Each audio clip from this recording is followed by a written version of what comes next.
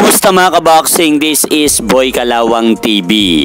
So nagbigay nga po ng opinion mga idol itong si Timothy Bradley tungkol sa napapabalitang mangyayaring rematch nila pambansang kamao Manny Pacquiao at Floyd Mayweather na matunog na magaganap ang kanilang laban sa susunod na taon, sa taong 2026. Dahil ayon nga po dito kay Timothy Bradley mga idol, kung sakaling mangyari daw ang laban nila Mayweather at Pacquiao ay naniniwala siyang kayang talunin muli ni Floyd itong si Manny Pacquiao sa kanilang rematch dahil alam na daw ni Floyd Mayweather kung paano muli talunin ang nag-iisang pambansang kamao Manny Pacquiao. Kahit mas matanda na daw si Floyd ng 2 taon kay Manny Pacquiao ay umaapaw naman daw ang boxing skill nito kumpara kay Manny Pacquiao. At kung gusto nyo nga po mga idol mapanood ang naging opinion ni Timothy Bradley sa magaganap na rematch nila Floyd Mayweather at Manny Pacquiao, panoorin nyo na lang po ang naging interview nito sa fighthype.com.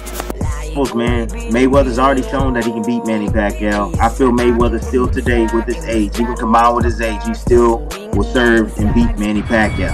At sa bilang balita naman po mga idol, kahapon sa bansang Puerto Rico nagkaharap na sina WBO World Super Welterweight Champion Sander Sayas at WBA World Super Welterweight Champion Abbas Barao para sa kanilang magaganap na unification fight ng 2 titulo sa 154 pounds sa darating na sunod na taon, sa taong 2026 sa buwan ng January 31.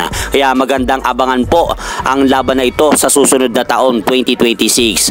At hanggang dito na lang po muna ang aking update sa maaganapan sa mundo ng boxing. At syempre mga idol, huwag nyo rin pong kalimutan, pakisuportahan nyo naman po muna ang ating munting channel. Maraming salamat po.